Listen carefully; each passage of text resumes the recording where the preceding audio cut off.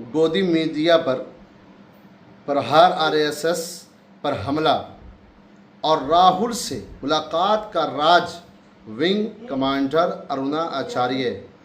आप सुने इनकी ज़ुबानी, बहुत बड़ा खुलासा, आप सुनकर हैरान हो जाएंगे। हाँ सुने और कमेंट करके बताएं और इस वीडियो को ज़्यादा से ज़्यादा शेयर करें। मैं आरएसएस के स्कूल में पढ़ी हूँ, तो मैं इस तरह के किसी भुलावे में नहीं आऊंगी कि वे लोग देश के लोग हैं। आरएसएस ने सिर्फ सत्ता को केंद्र में रखा, देश को केंद्र में नहीं रखा।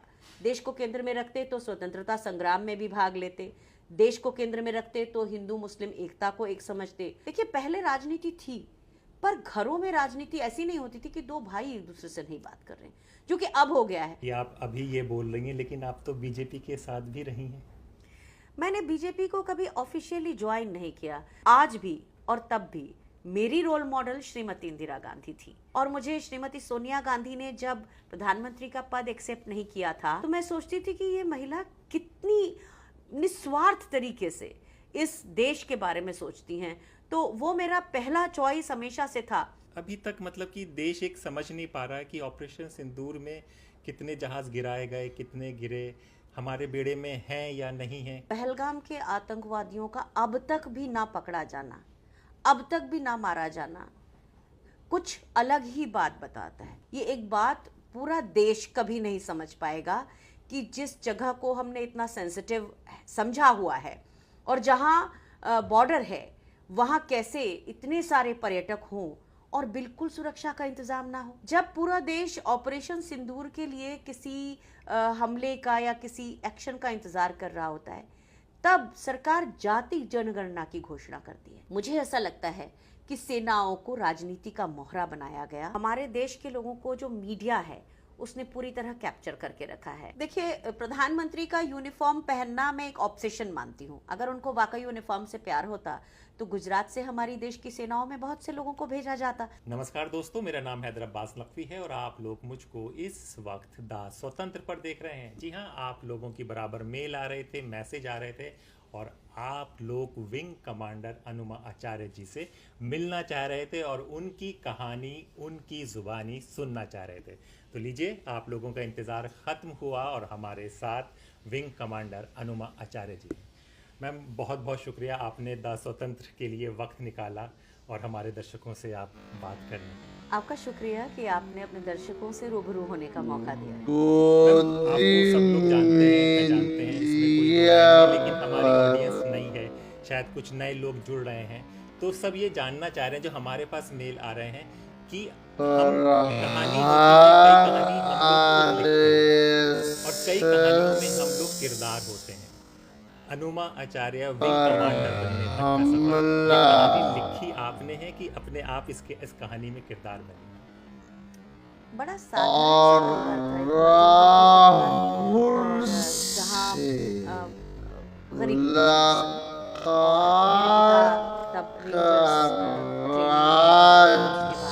फॉरेस्ट डिपार्टमेंट में असिस्टेंट कंजर्वेटर बनी। उस परिवार में मेरा जन्म हुआ। मुझे लगता है किरदार ही है जो चलता चला गया, पर उसमें कुछ अच्छी बात है कि उस दौर में जबकि लड़कियों का होना इतना लोग अच्छा नहीं मानते थे, मेरी नानी उस समय एक महिला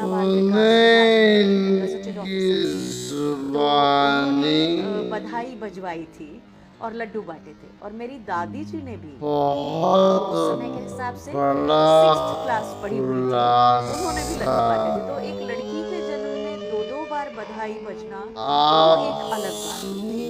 और आगे चल के और हम अलग अलग जगहों पे, जो कि मध्य प्रदेश पहले कहलाता था, अब छत्तीसगढ़ कहलाता है, तो ज़्यादातर समय मेरा, मेरी पढ़ाई वगैरह सब बिलासपुर एक जगह है, वहाँ पास में अंबिकापुर ज़िला है, और एक बगीचा नाम का एक छोटा सा, अब तहसील है वो, उसमें 1000-1500 लोगों का आदिवासी ग्राम था। तो मेरे फादर सुप्रीम तो ऐसे छोटे छोटे स्कूलों में, काफ़ी समय सरस्वती विद्या मंदिर में, और काफ़ी समय किसी सरकारी स्कूल में, और 2 साल कॉन्वेंट में। इस तरह से मेरी एजुकेशन हुई। तो डेढ़ एक साल एक स्कूल में कह सकते हैं औसतन में पढ़ी। और उसके बाद मध्य प्रदेश बनने के बाद जो शहडोल है उस जगह पे मेरे फादर का ट्रांसफ़र हुआ। वहाँ हमारे परिवार के साथ बहुत सारी प्रॉब्लम्स आई। मेरी माँ को सिर में गहरी चोट लगी और उसके बाद से वो डिप्रेसिव साइकोसिस नाम की एक प्रॉब्लम उनको हो गई, जिसका लगातार 2 साल 3 साल वहाँ इलाज नहीं हो पा रहा था ठीक से। तो हमारा फिर भोपाल ट्रांसफ़र हुआ। भोपाल राजधानी है, तो राजधानी के साथ अलग अलग किस्म की प्रॉब्लम होती है। जो छोटी छोटी सुविधाएं हमको छोटे शहरों में मिल जाती थी, जैसे घर, वो मिलने में बड़ा समय लगा। इस बीच में मेरे पिताजी को एक पैरालिटिक अटैक हुआ और साथ में अस्थमा का। तो मुझे याद है कि रात को 2:30 बजे उनको, हमारा एक स्कूटर होता था गियर वाला, उसको मैं चलाकर उनको करीब 15 किलोमीटर दूर एक हॉस्पिटल में लेके गई। तो बहुत सी चीज़ें भोपाल आने के बाद बदलने लगीं और उसमें एक दर्दनाक हिस्सा कह सकते हैं उसे, वो ये था कि भोपाल आने के 1.5 साल के अंदर मैंने अपने नाना जी, नानी जी, माँ और पिताजी चारों को खो दिया, एक के बाद एक। तो मेरे माँ के साथ हुआ ये कि चूँकि उनको डिप्रेसिव साइकोसिस हुआ था, तो वो 6 महीने काफ़ी डिप्रेशन में रहती थी और 6 महीने थोड़ा एग्रेसिव रहती थी। और जो डिप्रेशन फेज़ था उसी में मेरे नाना जी का देहांत हो गया था। तो काफ़ी ऐसी उदास रहा करती थी। पर मेरे जन्मदिन के दिन उन्होंने मुझसे कहा कि आप जाके थोड़ी मिठाई ले आओ, 3 साल से जन्मदिन नहीं मनाया तो हम मनाएंगे। और मुझे भी बहुत अच्छा लगा कि माँ आज बड़े अच्छे से बात कर रही हैं। तो मैं जब गई, मेरी दोनों छोटी बहनें तब स्कूल में थीं। मेरे फादर जो थे, गुरुवार का दिन था तो वो ऑफिस में थे, छुट्टी का दिन नहीं था। तो जब मैं लौट कर आई तो मैंने देखा कि माँ घर पे नहीं थी। मुझे लगा पड़ोस में किसी को बोलने गई होंगी। मैंने सब जगह ढूंढा लेकिन माँ मुझे नहीं मिली, तो मैं घबरा गई। मैंने अपने बाबा को, फादर को मैं बाबा कहती थी, तो उनको ऑफिस में जाके बताया। हम तुरंत पुलिस स्टेशन गए, हमने FIR कराई और उसके बाद हम 1-1.25 साल तक लगातार माँ को ढूंढते ही रहे।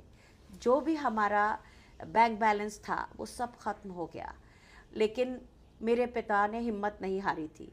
लेकिन एक दिन ईश्वर ने उनको हमसे अलग कर दिया। उनको अस्थमैटिक अटैक हुआ और एक डॉक्टर की रॉन्ग मेडिकेशन के कारण उनकी किडनी फेल हो गई। तो हमने उनको 25 अक्टूबर 1990 में खोया था। और उसके बाद सडनली मेरे ऊपर पूरे घर की जिम्मेदारी आ गई, क्योंकि हम 3 बहनें थे। और चूँकि उस समय ऐसा था कि अगर कोई शासकीय कर्मचारी है, उसके परिवार में अगर कोई व्यक्ति गुम है और अगर वही नेक्स्ट ऑफ किन है, तो 8 सालों तक उसे कोई देय नहीं मिलते।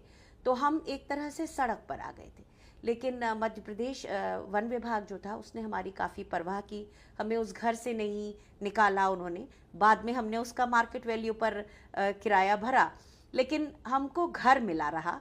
और उसके बाद काफ़ी समय के बाद मुझे अनुकंपा नियुक्ति मिली, तो मैंने 1.5 साल करीब मध्य प्रदेश शासन के वन विभाग में एक असिस्टेंट कंप्यूटर प्रोग्रामर की तरह काम किया।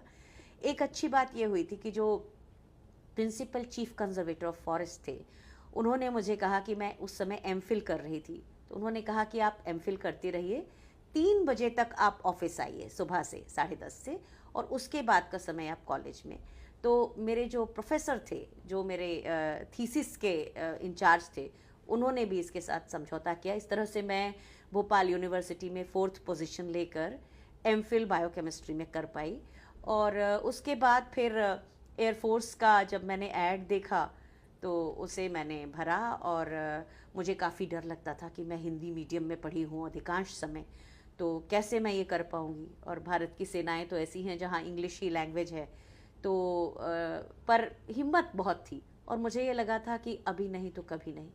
तो फिर जब मेरा पहले बैच में रिकमेंडेशन हुआ, 2 प्रोसेस होते हैं, एक होता है रिकमेंडेशन, दूसरा होता है सिलेक्शन मेरिट लिस्ट में। तो पहली बार में काफ़ी लोगों का रिकमेंडेशन हुआ था, लगभग 350, और वैकेंसी सिर्फ 9 थी शुरू में, फिर वो 12 की गई। तो मेरा पहली बार में नहीं हुआ, लेकिन दूसरी बार में जब मेरा रिकमेंडेशन हुआ तो सिलेक्शन हुआ, और वो पहला बैच था लॉजिस्टिक्स ब्रांच का। तो बहुत सारे किरदारों से चलते हुए, लेकिन हाँ ये था कि हम 3 बहनें थे, हिम्मत नहीं हारी मैंने। लोगों को थोड़ा मुझसे डर लगे, इसलिए एक तो मैं थोड़ा टॉम बॉयिश रहती थी, और दूसरे मैंने कराटे क्लास में एडमिशन ले लिया था कि लोगों को कम से कम ये लगेगा कि लड़कियों को देखकर वैसे भी वल्नरेबल होती है दुनिया, तो उनको ये लगना चाहिए कि मैं बहुत पावरफुल हूँ, जबकि मुझे ऐसा लगता है कि उस समय मेरे हाथ पैर में उतनी कोई ताकत नहीं थी, पर दिमाग में बड़ी ताकत थी। तो इस तरह से मैं एयरफोर्स में पहुंची। मैम, ये सवाल मुझे एकदम से जहन में आया क्योंकि आजकल का जिस तरह का माहौल है, तो कभी आप लोगों को भाई की ज़रूरत या आपके फैमिली में भाई का जिक्र नहीं हुआ? आपका सवाल आज भाई दूज के दिन है, तो ये जिक्र ऐसा हुआ कि मेरे साथ जो मेरे पिता के बहुत से अच्छे दोस्त थे, तो उनके बच्चे थे जिनको मैं राखी बांधती थी, और उन्होंने ही कहा था कि आप राखी बांधिए। तो इस तरह से बिलासपुर में मेरे 4 परिवारों में ऐसे घनिष्ठ संबंध हैं। तो जब मेरे माता पिता नहीं रहे तो उन परिवारों ने बहुत बड़ा संबल दिया, फाइनेंशियली तो नहीं, लेकिन एक हिम्मत होती है। जैसे जब वो भोपाल आते थे तो कोई आएगा तो अपने साथ में चावल का एक बोरा ले आएगा कि आप भाई ये हमारे घर में हुआ था, हमने सोचा यहाँ ले चलें। तो इस तरह से कभी चावल, कभी घी, कभी दाल, वो ऐसे ही ले आते थे। मतलब मुझे नहीं लगता कि हम उस पर निर्भर थे, लेकिन वो एक बहुत बड़ी हिम्मत थी कि हमारे लोग हैं, ज़रूरत पड़ने पर वो आएंगे। तो भाइयों का साथ मिला, और मैं उन सभी के आज भी, वो मेरे भाई जो हैं वो मेरे बहुत दिल के करीब हैं, और सभी उनमें से अधिकांश जो हैं वो बिलासपुर छत्तीसगढ़ में रहते हैं। तो उनके पूरे परिवारों से आज भी हम उतना ही जुड़े हैं जितना तब जुड़े थे। पर एग्जैक्टली अगर आप कहेंगे कि कोई काम करते समय या रोज़मर्रा में, मेरे ख्याल से मेरे माता पिता ने जब ये देखा था कि उनकी 3 बेटियां हैं, तो मेरे पिता ने मुझे, जैसे ही मैं ड्राइविंग लाइसेंस समझने के उम्र की हुई, तो उन्होंने मेरा जीप का ड्राइविंग लाइसेंस बनवाया था, और उन्होंने मुझे चलाना भी सिखाया था कि जिससे अगर कोई ऐसी कोई प्रॉब्लम हो जाए तो मैं अपने घर के लोगों को कम से कम हॉस्पिटल तक ले जा सकूं। तो मेरे पास लाइसेंस तब से था। तो मेरे पिता ने कभी ये लिंग भेद के साथ नहीं पाला, और ये मेरी माँ का भी था। अगर वो बीमार नहीं होती, उनको ये जो डिप्रेसिव साइकोसिस एक गहरी सिर पे चोट लगने के कारण नहीं होता, तो मुझे लगता है कि जिस परिवार में नानी एक क्लास 1 गजेटेड ऑफिसर होकर रिटायर हुई हो, तो उस परिवार में इस तरह की कोई असमानता की कोई ज़रूरत, कोई जगह नहीं थी। मैम, आप एयरफोर्स से रखते हैं, विंग कमांडर हैं। अभी तक मतलब कि देश एक समझ नहीं पा रहा है कि ऑपरेशन सिंदूर में कितने जहाज़ गिराए गए, कितने गिरे, हमारे बेड़े में हैं या नहीं हैं, कुछ स्पष्ट नहीं है। इसकी क्या जानकारी है? क्या देश को क्या समझे देश? ये बड़ा सवाल है चीज़ों का। मेरा व्यक्तिगत रूप से ये मानना है कि पहलगाम के आतंकवादियों का अब तक भी ना पकड़ा जाना, अब तक भी ना मारा जाना, कुछ अलग ही बात बताता है। क्योंकि हमारे देश की सेनाएं हमेशा देश को बचाने के लिए तत्पर हैं, लेकिन ये सेनाएं या उस दिन पुलिस महकमा पहलगाम में क्यों नहीं था, ये एक बात पूरा देश कभी नहीं समझ पाएगा कि जिस जगह को हमने इतना सेंसिटिव समझा हुआ है, और जहाँ बॉर्डर है, वहाँ कैसे इतने सारे पर्यटक हों और बिल्कुल सुरक्षा का इंतज़ाम ना हो। ऐसा तो होता ही नहीं है। तो उसके बाद जब ऑपरेशन सिंदूर होता है 15 दिनों के बाद, एक और बड़ी अजीब सी बात होती है।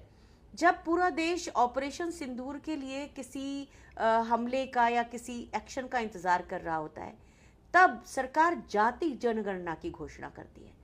तो कुछ समझ में नहीं आता कि जब इतनी बड़ी एक दुर्दांत घटना हुई है, उस समय सरकार देश को उस ओर ले जाने के बजाय, उसका कोई न्याय करवाने के बजाय अचानक जाति जनगणना करती है। तो बड़ी सी ऐसी गुत्थियां हैं जो सुलझने का नाम नहीं लेती। और उससे भी बड़ी बात यह है कि जब भारत की सेनाएं पाकिस्तान पर हमला करती हैं, तो मैं ऐसा मानती हूँ कि चौथी सबसे बड़ी विश्व की वायुसेना के अंदर ऐसी कोई कमी नहीं है कि हम उस मौके का फ़ायदा उठा के हम पाकिस्तान ऑक्यूपाइड कश्मीर पीओके नहीं ले सकते थे। लेकिन बड़े ही नाटकीय तरीके से अमेरिका के राष्ट्रपति ट्रंप कहते हैं कि मैंने सीज़ फायर कराया। पहले वो घोषणा करते हैं, उसके बाद हमारा विदेश मंत्रालय आके एक छोटी सी घोषणा करता है। तो मुझे ऐसा लगता है कि सेनाओं को राजनीति का मोहरा बनाया गया और जो अचीव होना था वो अचीव नहीं हुआ। हमारे ऑपरेशंस के नाम बहुत पराक्रमी होते थे, जैसे नाम ही पराक्रम, जैसे नाम ही विजय, जैसे गगन शक्ति, जैसे त्रिशूल, जैसे आयरन फिस्ट। तो इस तरह के नाम होते थे। अचानक एक दिन नाम रख दिया जाता है ऑपरेशन सिंदूर, और दुर्भाग्य से उन 26 महिलाओं के सिंदूर का न्याय भी नहीं होता, सौदा हो जाता है। तो मैं ऑपरेशन सिंदूर को सेनाओं के ऊपर राजनीतिकरण का एक जरिया मानती हूँ, और मुझे इसकी बेहद शर्मिंदगी है कि हमारी सेनाएं चूंकि हमेशा सरकार की ही तरफ होती हैं, और होना भी चाहिए, पर वो इसके विरोध में कुछ नहीं कह सकती। चाहे गलत हो या सही, देश की सेना को हमेशा सरकार के साथ होना चाहिए। लेकिन साथ में हम जैसे जो लोग जो जिंदगी भर अपनी सेनाओं को 1971 के वॉर में जब हमारे 13 जहाज गिरे थे और दुश्मन के 5 जहाज, तो भी हमारी सेनाओं ने बताया था हमारे ज्यादा जहाज गिरे थे लेकिन हम जीते थे। तो इस बार हमारी सेनाओं के ऊपर वो अंकुश मुझे दिखता है, और वो मुझे बहुत दुर्भाग्यपूर्ण लगता है। मैम, लेकिन अगर देखा जाए तो हमारे प्रधानमंत्री तो बहुत हौसला अफजाई के लिए वही यूनिफॉर्म पहनकर सैनिकों के साथ होते हैं, उनके साथ बीच में होते हैं, हर बड़े मौके पर वहाँ पे दिखते हैं। तो ये यूनिफॉर्म पहन के तो एक तो उनका सपोर्ट ही कर रहे होते हैं। देखिए, प्रधानमंत्री का यूनिफॉर्म पहनना मैं एक ऑब्सेशन मानती हूँ। अगर उनको वाकई यूनिफॉर्म से प्यार होता तो गुजरात से हमारी देश की सेनाओं में बहुत से लोगों को भेजा जाता, लेकिन हमारे देश की सेनाओं में गुजरात के लोग तो हैं ही नहीं, बहुत कम, मिनिमल इतने लोग हैं। दूसरी चीज़ ये है कि देश की सेनाओं की सर्वोच्च कमांडर हमारी महामहिम राष्ट्रपति हैं। वो ऐसा कुछ नहीं करती, वो अपनी गरिमा और मर्यादा में रहती हैं। लेकिन देश के प्रधानमंत्री जब भी सेनाओं के या तो यूनिट में जाते हैं या शिप पर गए थे अभी, तो वो उसी तरह की या तो ओवरऑल या डांगरी पहनते हैं। मैं इसे उनके अंदर की कुंठा समझती हूँ, क्योंकि प्रधानमंत्री एक आम नागरिक नहीं है कि वो अमेज़ॉन से कुछ ऐसा ही जो बैटल जैकेट जैसा है वो लेके खरीद के पहन लें। मैं ऐसा मानती हूँ कि जब वो कंधे पर रैंक नहीं लगाते, जब वो उसका कोई बेल्ट नहीं पहन के, वो अधिकृत नहीं है उसके लिए, तो एक बात कहते हुए मुझे मतलब बुरा लगता है कि जब हमारे यहाँ किसी व्यक्ति पर, हमारे किसी फौजी पर कोई अपराध सिद्ध हो जाता है और उसे अनसेरेमोनियसली सर्विस से निकाला जाता है, तो उसके कंधे की रैंक और बेल्ट निकाल लिया जाता है। तो क्या प्रधानमंत्री इस तरह से अपने आप को डिपिक्ट कर रहे हैं? तो ये दुर्भाग्यपूर्ण है, क्योंकि अगर वो उनके शीर्ष नेतृत्व पर हैं, उनको इस तरह की सेना की मिमिक्री करना मुझे पसंद नहीं आता। व्यक्तिगत तौर पे ये मेरा विचार है। बट मैम, ये वीडियो तो मतलब कि आम जनता शायद समझ नहीं पाती। वीडियो बड़े वायरल होते हैं और उसको बड़ा पॉजिटिव रूप में देखा जाता है कि प्रधानमंत्री यूनिफॉर्म पहने बॉर्डर पे खड़े हैं सैनिकों के साथ। प्रधानमंत्री जिन चीज़ों के लिए अधिकृत नहीं हैं, जब वो करते हैं तो ये दुर्भाग्यपूर्ण है। लेकिन हमारे देश के लोगों को जो मीडिया है उसने पूरी तरह कैप्चर करके रखा है। अब कुछ यूट्यूब चैनल्स हैं, आप लोग हैं जो लोगों तक सही सच्चाइयाँ पहुँचाते हैं, लेकिन देश का मुख्य धारा का मीडिया तो पूरी तरह से रीढ़ की हड्डी से विहीन है। तो वो गलत सही भी बताता है और जनता उसी को सही मान लेती है। लेकिन मैं समझती हूँ कि किसी न किसी अधिकारी को, किसी न किसी वेटरन को एक दिन ये लगेगा और इस पर वो अपनी कोई अपील, कोई रिट ज़रूर दायर करेगा, और इसके बाद शायद इस पर रोक लगे। लेकिन रोक तो तब भी नहीं लगती ना कि जब भर चुनाव में प्रधानमंत्री जी अपने शहीदों के नाम पर वोट मांग लेते हैं। तो देश की संस्थाएं इस समय मुझे नहीं लगता कि वो लोकतांत्रिक काम कर रही हैं, और इसका फ़ायदा प्रधानमंत्री नरेंद्र मोदी बार बार उठा रहे हैं। मैम, लोग अब ये चल रहा है वीडियो, तो लोग ज़रूर कमेंट में कहेंगे कि आप अभी ये बोल रही हैं, लेकिन आप तो बीजेपी के साथ भी रही हैं। मैंने बीजेपी को कभी ऑफिशियली ज्वाइन नहीं किया। मेरे परिवार में कभी कोई पॉलिटिक्स में नहीं रहा, तो मुझे जो दिखता था वो वही दिखता था जो मीडिया दिखाता है। और एक समय में काफ़ी खुश हुई थी कि एक गांधी टोपी पहन के एक अनशन पर अन्ना नाम के व्यक्ति बैठे थे। बहुत लोगों की तरह मैं सोचती थी कि अगर मैं सेना में नहीं होती तो मैं भी मोमबत्ती लेके चले जाती इंडिया गेट पे। तो जो दिखता था, जो भ्रम था, वो यही था। और जब प्रधानमंत्री नरेंद्र मोदी आए तो एक एप्को वर्ल्ड वाइड नाम की कंपनी थी जिसने उनका पूरा मैनेजमेंट संभाला था, इवेंट मैनेजमेंट। तो उसने गुजरात मॉडल दिखाया था। तो आंखें वही देखती हैं जो हमें दिखाया जाता है। जब तक कि हमको सच्चाइयाँ मालूम होना ना शुरू हो जाए, तो मैं प्रधानमंत्री जी से 24 अक्टूबर 2017 को मिलने गई। उससे पहले मैंने उनको भी एक पत्र लिखा था, लेकिन उससे भी पहले मैंने कांग्रेस पार्टी को एक पत्र लिखा था, ईमेल, क्योंकि आज भी और तब भी मेरी रोल मॉडल श्रीमती इंदिरा गांधी थी। और मुझे श्रीमती सोनिया गांधी ने जब प्रधानमंत्री का पद एक्सेप्ट नहीं किया था, उस समय मैं जब उनको देखती थी तो मैं सोचती थी कि ये महिला कितनी निस्वार्थ तरीके से इस देश के बारे में सोचती हैं। तो वो मेरा पहला चॉइस हमेशा से था। लेकिन अब चूंकि ईमेल का कोई जवाब नहीं आया, और जैसे ही मैंने पीएमओ को ईमेल लिखी तो वहाँ से जवाब आ गया, और मैं प्रधानमंत्री के निवास पर पहुंची और उनके साथ फोटो वगैरह हुआ। तो आप भी समझ सकते हैं, एक नॉर्मल इंसान की तरह से सोचिए कि देश के प्रधानमंत्री के साथ मिलते हैं आप, तो आपको बड़ा गर्व लगता है और आप सोचते हैं कि कुछ बड़ा अच्छा होने वाला है। तो मैंने बीजेपी कभी ज्वाइन नहीं की।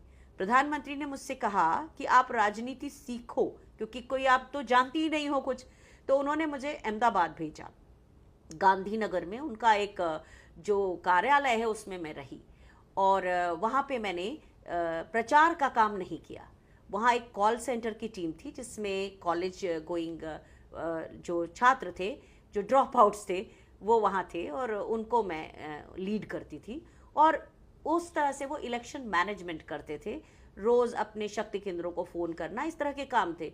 लेकिन एक बात कहना चाहती हूँ हैदर जी, और मैंने अपने पतिदेव से तब भी कहा था, 5वें दिन मुझे बड़ा सफोकेशन लगने लगा, क्योंकि मैं सरस्वती विद्या मंदिर में पढ़ी हूँ। तो वहाँ अनुशासन के नाम पर काफ़ी डंडा भी चलता है और गलत बयानियाँ भी होती हैं। तो मुझे ऐसा ही माहौल लगा। और फिर मैंने जब महिलाओं की वहाँ स्थिति देखी, जो कुछ बोल नहीं सकती थी, हमेशा कुढ़ती रहती थी, उनके ऑफिस में जो महिला मोर्चा था, सबसे रद्दी कंप्यूटर जो चलता ही नहीं था और उसको कोई सुधरवाता भी नहीं था, मुझे अचानक लगा कि यहाँ महिलाएं एक तरह से पराधीन हैं। और मैंने फ़ोन करके बोला कि मैं वापस लौटती हूँ, पर मेरे घर के लोगों ने कहा कि आपको प्रधानमंत्री ने भेजा है, आपका कोई खर्च तो हो नहीं रहा है, तो आप सीखो वो क्या करते हैं, मत ज्वाइन करना, आपको पसंद नहीं आ रही है। तो मुझे वो माहौल बहुत सफोकेटिंग लगा था। और जब आगे चल के इस घटना के, जब मैं लौट आई, 35 दिन में वहाँ रही, मैंने एक रिपोर्ट बनाई और बीजेपी को दी, और मेरी तारीफ़ भी की गई कि मैंने बहुत सिंसियरली काम किया है। लेकिन 8 महीने के बाद जब मुझे भारतीय जनता पार्टी ने ऑफ़र किया मध्य प्रदेश की मुख्य कार्यकारिणी में विशेष आमंत्रित सदस्य के रूप में, तो मैंने उन्हें मना कर दिया।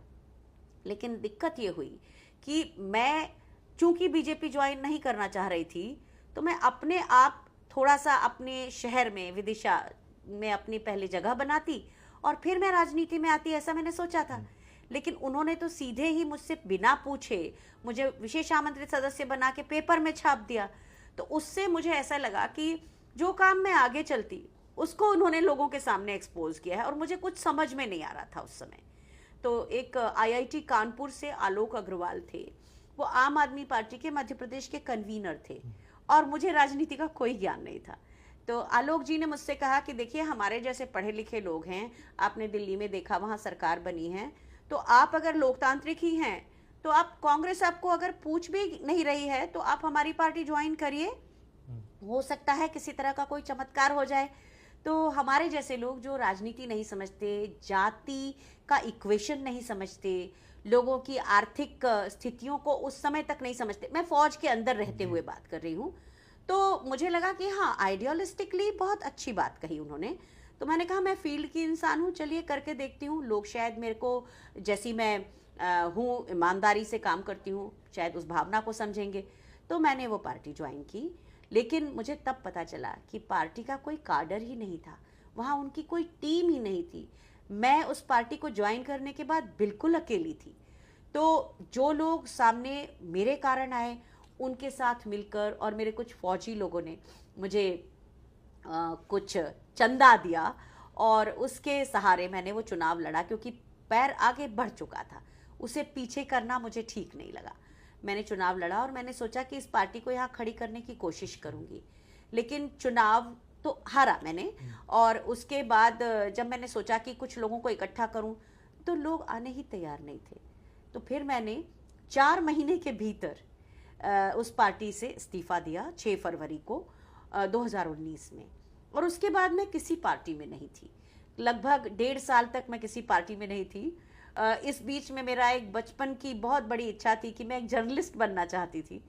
तो कुछ साथी थे, उन्होंने मुझे एक नेशनल चैनल हिंदी का शुरू हो रहा था, उसकी टैग लाइन ही थी आओ देश बदलें। तो उस चैनल में मैंने 4 महीने एक एंकर की तरह काम किया। लेकिन कुछ ऐसा हुआ कि उस चैनल ने अपने उद्घाटन में प्रधानमंत्री जी को बुला लिया और प्रधानमंत्री जी ने उस चैनल में जितने एंकर्स थे, न्यूज़ रीडर्स थे, उनको देखा और देखते ही से कहा कि आपने तो इस चैनल में उन लोगों को रखा हुआ है जो मेरे खून के प्यासे हैं। तो होना वही था कि चैनल के सीईओ को 40 दिन के अंदर इस्तीफा देना पड़ा। उनके ऊपर शायद आज भी कोई केस चल रहा होगा। और उसके बाद बीजेपी के एक बड़े नेता ने उस चैनल को खरीद लिया और आज वो चैनल सत्ता की ही भाषा बोलता है। तो मैं इस 1.5 साल में डिफेंस एक्सपर्ट की तरह से फिर बाद में लोगों के बीच आती रही और एक दिन फिर मुझे कांग्रेस पार्टी ने अपना राष्ट्रीय प्रवक्ता के रूप में मुझे आमंत्रित किया और जो मुझे पसंद भी था, जो मैं शुरू से ही चाहती थी, क्योंकि ये वो पार्टी है जो सबको साथ लेके चलती है। तो जब वहाँ से ऑफर आया तो मैंने उससे बहुत सहर्ष स्वीकार किया और आज भी उस लोकतंत्र की लड़ाई में मैं उस पार्टी की एक सिपाही हूँ, एक कार्यकर्ता हूँ। जो अभी आपने बताया, तो ये आपने रिटायरमेंट के बाद सोचा कि वो सर्विस के साथ साथ ये आप सोच रहे थे कि ऐसा मैं कुछ करूँगी? जैसे मैंने बताया कि मैंने अपने माता पिता को बहुत बचपन में खो दिया था, तो हमें पेंशन का अधिकार नहीं था। जबकि जो पहले कांग्रेस की सरकार थी जिसमें नरसिम्हा राव जी ने, उन्होंने ये कहा था कि महिला अधिकारियों को जब हम लेंगे तो 11 साल के बाद उनसे पूछा जाएगा कि क्या आप पेंशनेबल सर्विस चाहते हैं। लेकिन उनके सत्ता जाने के बाद अटल बिहारी वाजपेयी जी की बीजेपी आई और उसने सभी लोगों के लिए ओल्ड पेंशन स्कीम खत्म कर दी। उसी समय महिला अधिकारियों को जो पॉलिसी लेटर के जरिए कहा गया था कि उन्हें पेंशनेबल सर्विस मिलेगी, उसे भी अटल बिहारी सरकार ने खत्म कर दिया। क्योंकि हमारे पास उस समय का न्यूज़पेपर का विज्ञापन था, पॉलिसी लेटर था, तो हम लोग कोर्ट में गए। कोर्ट में हमने वो लड़ाई जीती, लेकिन उस लड़ाई को जीतने में 2 साल का समय लगा। तो इस बीच में हम अक्सर इस तरह की बातें करते थे। महिला अधिकारी काफ़ी थे, तो हम सोचते थे कि क्या ये कभी होगा। ऐसा तो कभी हुआ नहीं है इतिहास में कि कोई नौकरी छोड़ चुका हो उसको दोबारा सर्विसेज ले लें। तो हुआ ये कि आगे चल के वो हुआ। लेकिन उसके पहले हमने ये सोचा कि क्या करें, मतलब एक कोई चीज़ हम बिड करते हैं। तो मैंने ये बिड किया कि अगर मुझे पेंशन मिल जाएगी तो विदिशा, जो कि मेरा जन्म स्थान है, उसे मैं प्लानिंग कमीशन के नीति आयोग की रिपोर्ट में वो सबसे गरीब ज़िलों में से एक है। तो मुझे ऐसा लगा कि अगर मैं पेंशन ले लेती हूँ तो फिर मैं राजनीति में आके विदिशा के लिए कुछ करूँगी और खुले मन से करूँगी। और अगर मैं बहुत ऑनेस्टली उस शहर के लिए अपने 24 घंटे दे सकूँगी तो वो ज़िला जो है हर तरह से कहीं ना कहीं, मतलब अभी वो आखिरी के 300 में आता है, हो सकता है वो शुरू के 300 में आने लगे। ऐसा एक विचार था और फिर हम वो कोर्ट केस जीत गए। तो जिस समय पेंशन का समय आया तो मैंने सोचा कि अच्छी खासी सैलरी मिल रही है, अब तो क्यों छोड़ूं मैं। पर एक समय, वो 2016 का साल था, मुझे रात में कई बार लगता था कि मैंने किसी और से तो नहीं बोला था ना, खुद से बोला था ये, तो क्या मैं खुद से झूठ बोलती हूँ। और इसी समय मैं गांधी को दोबारा पढ़ रही थी। तो फिर मुझे लगा नहीं, अगर ये निर्णय लेना है तो अभी लेना है। तो फिर मैंने नौकरी छोड़ने का फैसला किया, उसी समय किया। और मेरा इरादा केवल विदिशा, मेरा फोकस मेरा गृह ज़िला ही था और उसी के लिए मैं काम करना चाहती थी। तो इस तरह से मेरा, और जैसे मैंने बताया कि मैंने दोनों पार्टियों को चिट्ठी लिखी थी और प्रधानमंत्री कार्यालय से जवाब आ गया था और कांग्रेस की तरफ से जवाब बहुत बाद में आया, लगभग 2 साल के बाद, जब मुझे पैनलिस्ट और फिर प्रवक्ता बनाया गया। मैम, एक चीज़ हमारे दर्शक ज़रूर जानना चाहेंगे कि घबराहट और डर नहीं होता? प्रधानमंत्री मोदी से आप मिली हुई हैं, उन्होंने खुले में ही कहा है कि खून के प्यासे लोग, और उसके बाद भी आप, हम देखते हैं बराबर, हमारे दर्शक भी देखते हैं, आप एकदम खुलकर सवाल पूछती हैं, जो गलत है बोलती हैं। तो कहीं एक डर की, एक प्रधानमंत्री तो हैं ही देश के, इतने बड़े पावरफुल आदमी हैं और उनकी आप नीतियों पर सवाल उठा रही है, उन पर आप कह रही हैं, अभी अब यूनिफॉर्म पर आपने कहा, इतना खुलकर एकदम चीज़। हैदर, देखिए, जो 1925 का साल था ना, वही लौट आया है 100 साल बाद 2025 में। तो क्या तब हमारे जो स्वतंत्रता संग्राम के सेनानी थे वो डरे थे क्या? जब तक गांधी नहीं आए थे अलग अलग तरीके से लोग अपना विरोध दर्ज करते थे, लेकिन गांधी आए तो उन्होंने सबसे बड़ी कुंजी क्या दी हमें? उन्होंने कहा डरो मत। आज राहुल गांधी भी वही कहते हैं, डरो मत। और मेरे परिवार में मुझे जो जैसे मैंने बताया कि हम 3 बहनें थे, तो मेरे पिता ने हमेशा और मेरी माँ ने ग्रूम ही इस तरह से किया था कि अगर आप सही काम कर रहे हैं तो डरने की कोई ज़रूरत नहीं है। तो अगर मैं प्रधानमंत्री जी के बारे में जो बोलती हूँ उसमें कुछ भी अतिरेक से मढ़ा हुआ नहीं है, ये वही है जो वो कर रहे हैं। और ऐसे गलत कामों से मेरा विरोध है, जैसे अग्निपथ स्कीम वो लेकर आए, उससे मेरा विरोध है। अग्निपथ जैसी स्कीम इजराइल का मॉडल है। एक किताब थी स्टार्टअप नेशन, उस किताब के आधार पर यह स्कीम ले आई गई। इजराइल 70 लाख लोगों का देश है, हमारा देश 140 करोड़ का देश। बिना किसी पायलट प्रोजेक्ट के हमारे ऊपर एक ऐसी योजना मढ़ दी गई जिससे आज परिणाम दिख रहा है। हमारी सेना संख्या बल में 1,80,000 से ज्यादा सैनिक कम हो गए हैं। बार बार हमारे टेक्निकल के जो एक्सपर्ट हैं, जो सेलर्स हैं या एयरमैन हैं, वो रिटेन नहीं कर पा रही है हमारी फौजें। तो फौज के अंदर अफरा तफरी है। अग्निवीर जो हैं 8 घंटे काम करते हैं। तो इन सब चीजों का विरोध करना होगा। जिस सेना ने मुझे विंग कमांडर अनुमा आचार्य बनाया है, उस सेना के प्रति मेरी सबसे बड़ी वफादारी है, इस देश के प्रति वफादारी है। राजनीतिक लोग आते जाते हैं, अगर प्रधानमंत्री नरेंद्र मोदी, जिनको मैंने सोचा था कि वो देश के लिए कुछ बहुत अच्छा करने वाले हैं, वाकई हम पीओके ले लेंगे, वाकई हमारा देश बहुत आगे बढ़ेगा, इसका सबका उल्टा हुआ। वो एप्को वर्ल्ड वाइड नाम की जो कंपनी थी, उसने प्रधानमंत्री जी को स्थापित तो किया, लेकिन नरेशन में वो मेंटेन नहीं कर पाए। आज मीडिया उसका असफल प्रयास करता है, लेकिन प्रधानमंत्री जी ने हमारी देश की सेनाओं को बिल्कुल मजबूत नहीं किया है। ये कहकर कि हम स्वदेशी बनाएंगे, आज हमारी सेनाओं में स्क्वाड्रन्स की कमी और भी पहले से ज्यादा हो गई है। तो जब कोई फायदा नहीं हो रहा है, जब आप पुरानी सरकारों की गई हर परंपरा को खत्म कर रहे हैं, हमारी सेनाओं में जो सौहार्द होता था, चारों हमारे पूजा स्थल एक ही जगह होते थे, और जो चीजें हम अंदर करते थे, जैसे कि जब कोई नया एयरक्राफ्ट आता था तो बिल्कुल चारों धर्म के लोग आते थे, अपनी अपनी पूजा करते थे, नींबू मिर्ची भी होता था, लेकिन अंदर होता था, उसे हम दूसरों के सामने बताकर। ये मुझे लगता है कि ये बड़ी शर्मिंदगी की बातें हैं कि हम एक तरह से एक ही धर्म की कुछ बातों को बताकर और लोगों को भ्रमित करते हैं, अंधविश्वास में डालते हैं। हमारे देश की वैज्ञानिक सोच खत्म करने का भी पूरा दारोमदार प्रधानमंत्री नरेंद्र मोदी पर है। पर मैम, आपने 1925 का जिक्र किया, अभी 2025 चल रहा है, वहीं पर आरएसएस के 100 साल का हुआ है, और वैज्ञानिक सोच पर भी आप हमला बता रही हैं, पर प्रधानमंत्री उसकी तारीफ कर रहे हैं, और एक विचारधारा संगठन बहुत मजबूत है जो देश के हितों के लिए काम कर रहा है। देखिए, मैं आरएसएस के स्कूल में पढ़ी हूँ, तो मैं इस तरह के किसी भुलावे में नहीं आऊंगी कि वे लोग देश के लोग हैं। दरअसल शुरू से ही आरएसएस ने सत्ता को अपना केंद्र बनाया, तो उसके लिए उन्होंने देश में विभक्तिकरण का शुरू से ही ऐसा रखा। और आपको अगर मालूम हो कि आरएसएस का एक रिश्ता इटली से भी है, कि जो मुसोलिनी के लोग जो जिस तरह की ड्रेस पहनते थे, आरएसएस ने उसी को अपनाया है। उनका जो प्रणाम है वो भी किसी दूसरे देश का है। तो आरएसएस ने सिर्फ सत्ता को केंद्र में रखा, देश को केंद्र में नहीं रखा। देश को केंद्र में रखते तो स्वतंत्रता संग्राम में भी भाग लेते, देश को केंद्र में रखते तो हिंदू मुस्लिम एकता को एक समझते। लेकिन आरएसएस आज ये सवाल पूछती है कि 2 देश क्यों बनाए, लेकिन वही आरएसएस मुसलमानों के साथ बहुत बुरा व्यवहार करती है, और उसी कारण से हमारा देश आज 2 तरह के लोगों में। देखिए, पहले राजनीति थी, पर घरों में राजनीति ऐसी नहीं होती थी कि 2 भाई एक दूसरे से नहीं बात कर रहे हैं, जो कि अब हो गया है। बरसों पुराने हमारे दोस्त इसलिए बिछड़ गए क्योंकि बीजेपी ने उन्हें सांप्रदायिक बना दिया है, और वो इतना ज्यादा कड़वे हो चुके हैं कि वो आगे सुनना नहीं चाहते। तो जब जिस देश में ऐसा माहौल आरएसएस कर रही है, और ये आरएसएस की विचारधारा है।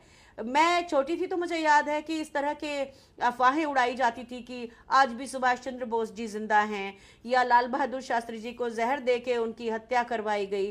तो ये जो अफवाहें थी, आरएसएस शुरू से लोगों के बीच में धीरे धीरे डालती थी।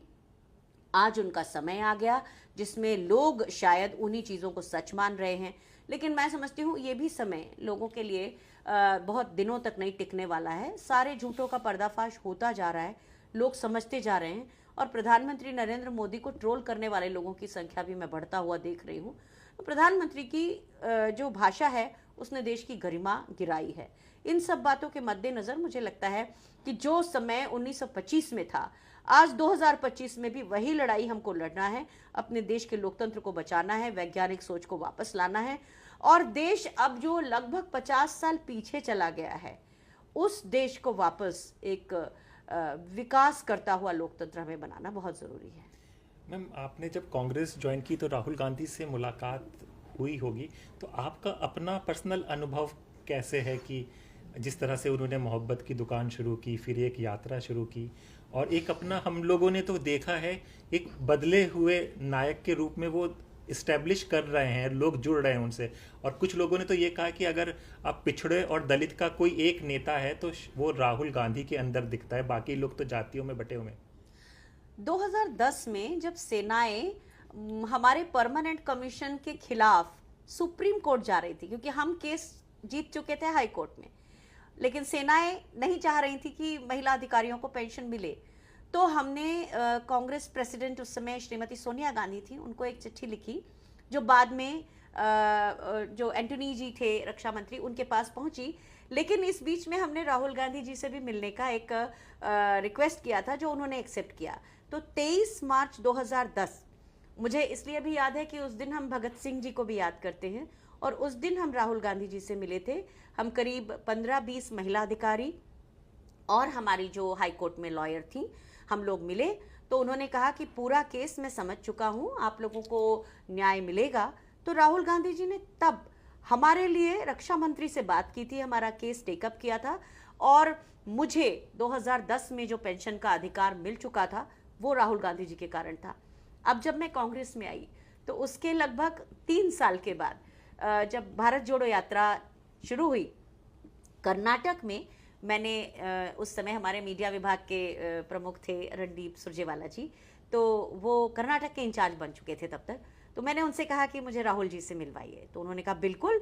और तुरंत यात्रा जैसे ही शुरू हुई तो राहुल गांधी जी के साथ मैं चलने लगी, और राहुल जी ने मेरा नाम, चूंकि विंग कमांडर अनुमा आचार्य था, तो उन्होंने फौज के बारे में पूछा। तब मैंने उन्हें याद दिलाया कि हम आपसे 23 मार्च 2010 को मिले थे, और राहुल जी को ना केवल याद आया, उसके बाद तो उन्होंने लगभग 20 मिनट मुझसे रास्ते में बात की, और उस समय को भी उन्होंने पूछा कि कितनी और महिला अधिकारियों को फिर परमानेंट कमीशन और पेंशनेबल सर्विस मिली।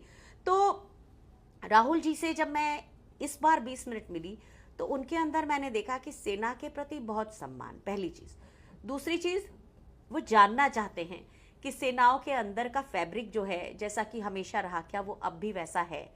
उसके बाद मेरी मुलाकात 2 या 3 बार और हुई राहुल जी से, लेकिन अभी जब मई के महीने में इसी साल में उन्होंने हम सब मीडिया पैनलिस्ट और स्पोक्स पर्सन से बात की थी, तो उन्होंने बहुत ही मानवीय 3 बातें कही। एक तो ये कहा कि आप जो कांग्रेस पार्टी का फेस हैं, मैं पर्सनली भी आपका कृतज्ञ हूँ, पार्टी तो है ही, लेकिन मैं व्यक्तिगत तौर से हूँ।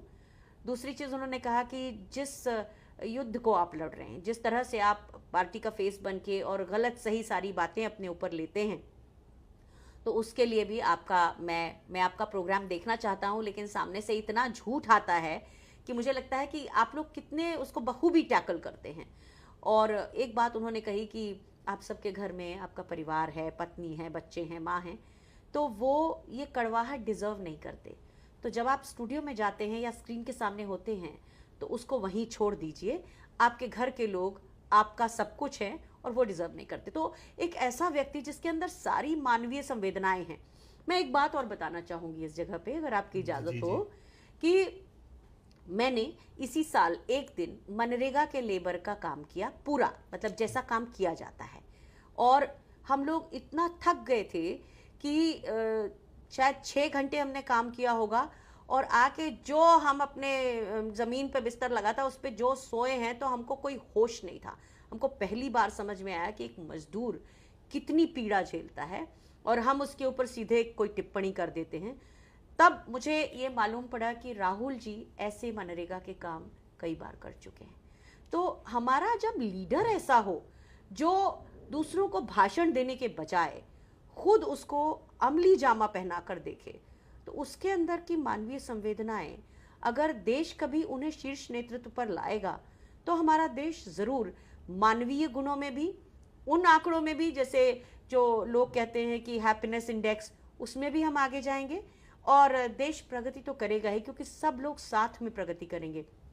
राहुल जी के ऊपर काफ़ी तरह के लांछन लगाए, कोई भी और होता, मैं अपने आप को भी समझती हूँ कि मैं अपने आप को बहुत साहसी मानती हूँ, लेकिन लगातार 10 साल तक कोई आपके पीछे पड़ा रहे, आपके बारे में भ्रांतियां फैलाता रहे, आपको बहुत कम अक्ली का साबित करता रहे, उसके बाद इतना उनके अंदर साहस, मुझे लगता है ऐसे ही लोगों को हम अपना लीडर फौज में भी मानते हैं, ऐसे ही लोगों को हम अपना लीडर देश में भी मानते हैं। मैम, आप जो बात कह रही हैं, लेकिन जो दर्शक है, जो मेन मीडिया है, वो तो ये बता रहा है और इस बताने की पूरी कोशिश है कि बिहार में महागठबंधन का तालमेल नहीं बैठा और इधर राहुल गांधी इमरती तल रहे हैं। बिहार में महागठबंधन का जो भी तालमेल है, कल यस्टरडे वो पूरी तरह से ठीक हो गया है और थोड़ी बहुत जो बातचीत है वो बातचीत से हो जाएगी, उसमें कोई प्रॉब्लम नहीं है। लेकिन एनडीए में तो कुछ ऐसी पार्टियां हैं जिनको 2015 में एनडीए 20 सीटें देती थी, उसके बाद 7 पर ले आई, इस बार 6 पर ले आई। और भी कुछ पार्टियां हैं जिनको लगता है कि मुख्यमंत्री उनका होना चाहिए, लेकिन बीजेपी उसकी घोषणा नहीं कर रही है, और महाराष्ट्र का उदाहरण सबके सामने है ही। तो महागठबंधन में प्रॉब्लम नहीं है। देखिए, हम लोकतांत्रिक लोग हैं, हर बात होती है हम चर्चा से उसका सलूशन ढूंढ लेते हैं, अगर सलूशन ना भी मिले तो भी लोकतंत्र तो नहीं छोड़ेंगे ना। तो यहाँ महागठबंधन का पूरा जो भी तालमेल है वो सही हो गया है, लेकिन जो एसआईआर से नुकसान हुआ है उसके बारे में सबसे बड़ी चिंता है। जिस विधानसभा को बिहार में मैं एज एन ऑब्जर्वर देख रही हूँ, 19,500 वोट उसमें से काटे गए और जो जोड़े गए वो लगभग 9,500 हैं। इलेक्शन कमीशन ने 9 अक्टूबर के बाद जोड़ने से मना कर दिया है। तो आज भी लगभग 6 से 7,000 वोट ऐसे हैं जो वैलिड वोटर्स हैं, लेकिन उनका नाम उसमें नहीं है। इस तरह से वो आने वाली सरकार की सुविधाओं से भी वंचित कर दिए जाएंगे। तो ये जो धोखा हमको इलेक्शन कमीशन ऑफ इंडिया ने दिया है, बीजेपी के चुनाव मोर्चा की तरह काम करते हुए, ये ज्यादा बड़ा धोखा है। लोग बदलाव चाहते हैं, व्यवस्था परिवर्तन चाहिए बिहार के लोगों को, ये मैंने अपनी आंखों से देखा है। लगभग 65 दिन में बिहार में रही हूँ। मैम, इमरती का जिक्र नहीं किया आपने। इमरती अच्छा है, मीठा है, परंपरागत है, और परंपरागत चीजों से राहुल जी जुड़े हैं। और त्योहार का दिन है, चांदनी चौक है, घंटे वाला हलवाई है, ये सब हमारी विरासत की चीजें हैं। राहुल जी उसे भी बनाना ही सीख रहे हैं, और उससे एक बहुत बड़ा जो एक आपने भी सुना होगा कि जो लोग इतनी परंपरागत मिठाइयाँ बनाते हैं वो हलवाई कहलाते हैं, और जो 5 स्टार होटल में खाना बनाते हैं वो शेफ कहलाते हैं। तो ये अंतर हमारे देश को पहली बार समझ में आया है, इससे पहले कभी किसी ने ऐसी बात नहीं की। तो राहुल जी का केवल इमरती बनाना, इमरती से परिचय नहीं है, या उसको बनाने से लोगों को इस पक्ष से भी बताना है कि एक तबके को जिसका हमारा रोजमर्रा की जिंदगी में इतना उपयोग है, उसको हम हलवाई सोचकर उसको उस निगाह से नहीं देखते जिससे हम शेफ को सुनकर देखते हैं। ये राहुल जी ही तो बता रहे हैं। मैं चलते चलते एक सवाल ज़रूर पूछेंगे। आप एंकर का भी आपने काम किया है और अब विपक्ष की प्रवक्ता भी है, तो आजकल जिस तरह से एंकर का विपक्ष प्रवक्ताओं को लेकर स्क्रीन पर प्रेजेंटेशन होता है, जितना मौका दिया जाता है, कितनी बात की जाती है, कितना दिया जाता है, इस पर क्या आप कहना चाहेंगे? देखिए, एंकर्स अपना एजेंडा रन करते हैं प्राइम मिनिस्टर के ऑफिस से। वहाँ मैंने सुना है हीरेन जोशी नाम के एक व्यक्ति हैं, चाहे कितने से बड़ी दुर्दांत घटना ना हो जाए, जैसे मध्य प्रदेश में जो कफ सिरप से बच्चों की मौत हुई, वो चर्चा का विषय नहीं बन सका, उसे हमें नॉर्मल डिबेट्स के बीच में लाना पड़ा।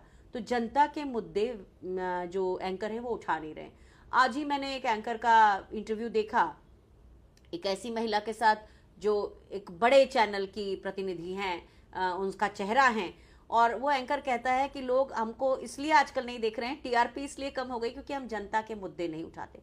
तो एंकर जानते हैं ये बात कि वे जनता के मुद्दे नहीं उठा रहे हैं। कहीं ना कहीं उन्होंने जो पत्रकारिता में डिप्लोमा या कोई डिग्री ली है, उनको भी इसका मलाल है, लेकिन उनका मुद्दा यही है कि भाई देखिए, कई बार मुझे लगता है कि रोटी ज़मीर से बड़ी होती है, पर यहाँ रोटी की बात नहीं है, रोटी से आगे की बात है कि लालच की कोई इंतहा नहीं होती।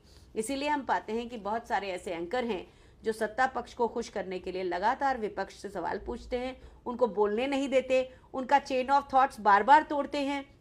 मुझे लगता है कि जैसे कोई 5 स्टार होटल में रिसेप्शन में जो लोग होते हैं वो उस होटल का चेहरा होते हैं और लोगों की मदद करते हैं आने जाने में, बस वैसा ही एंकर का रोल रह गया है।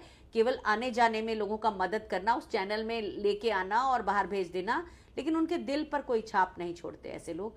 तो ये एंकर अब पत्रकारिता के नाम पर तो धब्बा हैं ही, लेकिन अपने दिल में भी वो जानते हैं कि जिस कारण से उन्होंने पत्रकारिता सीखी थी वो उसे नहीं कर पा रहे। मैम, चलते चलते आप दिल्ली का भी सवाल कर लिया जाए कि वो कहा गया था ग्रीन पटाखे होंगे और फिर उसके बाद कितना पोल्यूशन हुआ। फिर मंत्री जी ने कहा था कि क्लाउड सीडिंग कैसे आर्टिफिशियल रेन होगी, अब कहा जा रहा है कि क्लाउड आएंगे तो सीडिंग होगी, तब जाके आपका बारिश होगी। तो दिल्ली की जनता बड़ी परेशान सी है, क्या हो रहा है? भारतीय जनता पार्टी हमेशा बुलावा देती है। तो रेखा गुप्ता जी ने पहले ये कहा था कि इस बार दिल्ली में पोल्यूशन नहीं होगा, ग्रीन पटाखे होंगे, और जब वो प्रधानमंत्री से मिलने जाती हैं तो हम क्या देखते हैं कि प्रधानमंत्री के कमरे में मेड इन चाइना, शायद वो मेड इन चाइना ही है, लोगों ने पता किया, एक एयर प्यूरिफायर लगा है जिसकी कीमत इतनी ज़्यादा है कि बहुत से आम लोग उसे अफोर्ड नहीं कर सकते। तो भारतीय जनता पार्टी लोगों को भ्रम में ही डालकर सत्ता पाती रही है। अभी 8 पे कमीशन की भी बात की थी जब दिल्ली चुनाव हो रहे थे, तो ये कहा गया था, अश्विनी वैष्णव ने घोषणा की थी 8 पे कमीशन आएगा, लेकिन उन्हीं के मंत्री ने कह दिया सरकार में कि अभी 8 पे कमीशन को तो हमने उसके बारे में कोई कार्रवाई शुरू ही नहीं की है। तो जहां दिल्ली का प्रदूषण का स्तर बढ़ा है, वहीं जिन लोगों को वाकई उससे असर होने वाला है उन्हीं को लोगों ने सांप्रदायिक बनाकर और पटाखे को धर्म से जोड़ा है, जबकि पटाखे को जोड़ना है पोल्यूशन से। और एक बात जरूर कहूंगी कि पहली बार इस देश में बारूद बाबर लेकर आया था, बाबर से इतनी प्रॉब्लम है और पटाखे वही जला रहे हैं। तो अगर आप धर्म से भी जोड़ते हैं तो फिर आप उसी धर्म जिसके खिलाफ आप खड़े होते हैं उसी की बारूद से अपने फेफड़े खराब कर रहे हैं। दोनों तरह से इसे देखा जा सकता है। मैं हालांकि इसे ये मानती हूं कि अगर पटाखे से पोल्यूशन नहीं हो रहा है तो प्रधानमंत्री ने एयर प्यूरिफायर खुद क्यों लगा के रखा है, एक सवाल है, और ये दिल्ली के लोगों को सोचना पड़ेगा। मैम, बहुत अच्छी चर्चा रही, आपने इतना वक्त दिया। जाते जाते कुछ हमारी ऑडियंस के लिए द स्वतंत्र की बस इतना कहना चाहती हूँ कि भ्रम में मत डूबिए, क्योंकि भारतीय जनता पार्टी का एक ही ध्येय है, सत्ता। पिछले कई सालों से हम पूरा का पूरा देश सिर्फ चुनाव लड़ रहा है और हम अपने दोस्तों से लड़ रहे हैं। हमारा देश ऐसा नहीं है। वापस इसे उसी लोकतंत्र की मिट्टी में ले आइए जिसमें हम सब मिलकर विकास कर रहे थे, एक साथ आगे बढ़ रहे थे और एक दूसरे को प्यार कर रहे थे। वही भाईचारा हमें वापस चाहिए, देश में भी और सेना में भी। जी हाँ, वही भाईचारा वापस लाइए और सवाल ज़रूर पूछिए, क्योंकि सवाल पूछना आपका हक है।